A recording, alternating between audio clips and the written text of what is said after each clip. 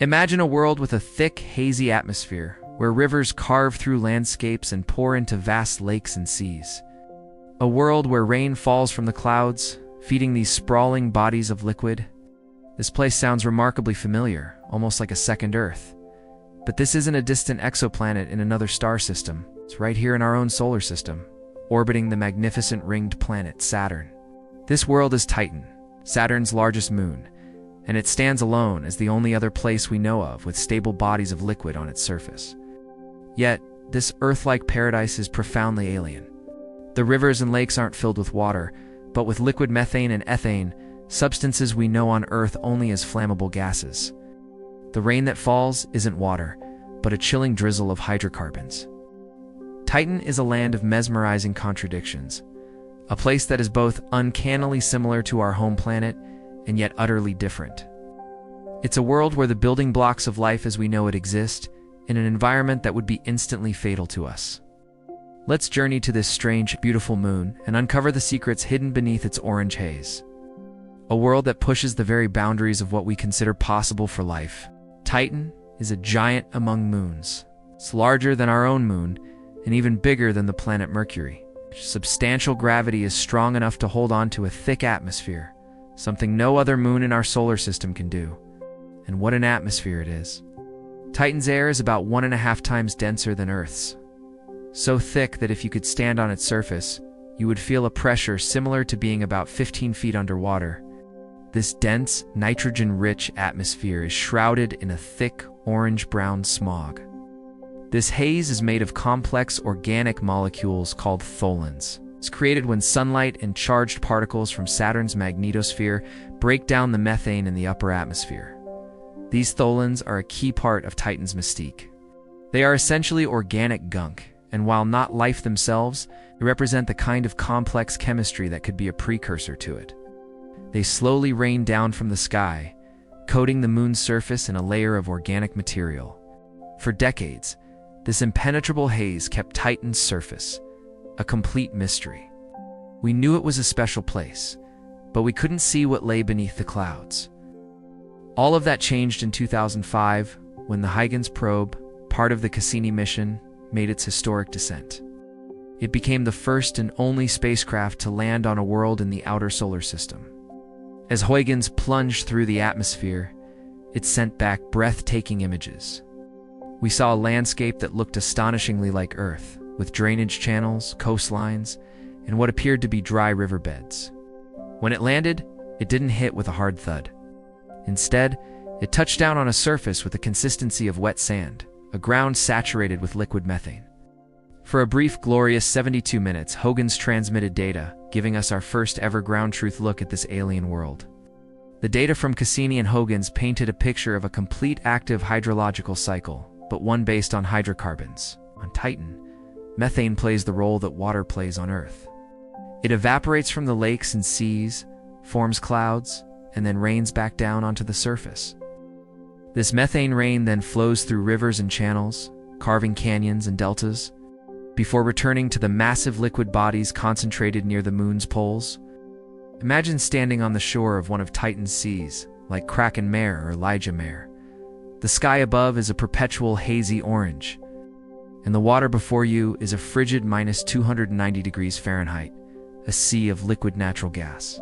The waves, if there are any, would be slow and syrupy due to the higher density and viscosity of the liquid methane and ethane compared to water.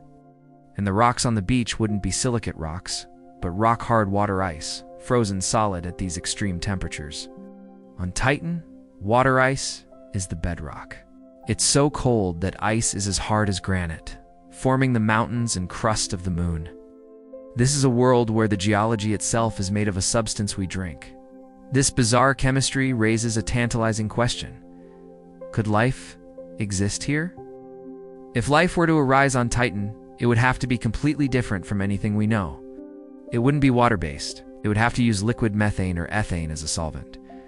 Its cells might be enclosed in membranes called azotosomes, made of nitrogen compounds that could remain stable and flexible in the cryogenic temperatures. This hypothetical life would have a metabolism that is utterly alien. Instead of breathing oxygen, it might breathe in hydrogen gas and eat acetylene, a chemical abundant on Titan's surface, producing methane as a waste product.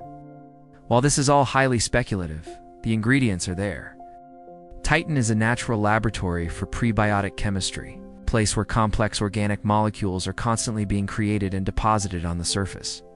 These molecules then interact with liquid methane in the lakes, perhaps even with a hidden ocean of liquid water that scientists believe exists deep beneath the icy crust. This subsurface ocean could be another potential habitat for life, protected from the cold surface. The idea of two separate potential biospheres on one moon, one alien and methane based on the surface, and one potentially more familiar and water-based, deep below, makes Titan one of the most compelling targets in the search for life beyond Earth. And we are going back. The next chapter in our exploration of this incredible moon is already being written, and it's called Dragonfly. Scheduled to launch in the coming years and arrive at Titan in the 2030s, Dragonfly is unlike any mission we've ever sent to another world. It's a car-sized, nuclear-powered quadcopter, a drone designed to fly through Titan's alien skies.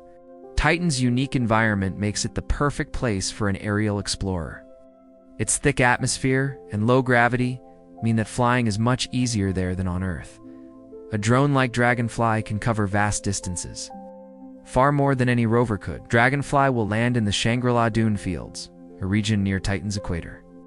These dunes are not made of sand, but of solid organic particles, the tholins that rain from the sky. From there, it will perform a series of hops, flying for a few kilometers at a time to different locations. At each site, it will land, drill into the surface, and analyze the composition of the material it finds. Its goal is to study Titan's prebiotic chemistry. It will search for chemical biosignatures, looking for complex molecules that could indicate past or even present biological processes. One of Dragonfly's key targets is an impact crater called Selk. Craters are exciting because the heat from the impact could have melted the local water ice, creating a temporary pool of liquid water that mixed with the surface organics. For thousands of years, this could have been a warm, wet environment, a fleeting soup, where the building blocks of life could have assembled in fascinating ways. Dragonfly will analyze the floor of this crater to see what secrets it holds. The Dragonfly mission represents a paradigm shift in planetary exploration. It's a mobile laboratory that can explore diverse geological settings on a world that is brimming with organic potential. It will give us an unprecedented understanding of Titan's landscape, its atmosphere, and its potential to harbor life. Whether it's life as we know it or life as we can't even imagine, Titan teaches us that the universe is more creative than we often give it credit for. It shows us that Earth-like processes can exist in profoundly un-Earth-like conditions.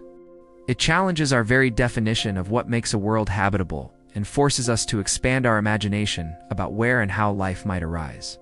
From its thick, organic-rich atmosphere to its methane rivers and seas, and the tantalizing possibility of a deep, warm ocean, Titan is a world of endless wonder.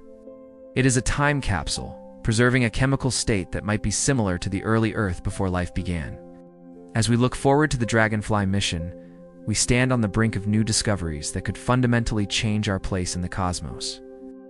The secrets of this hazy orange moon are waiting to be unveiled.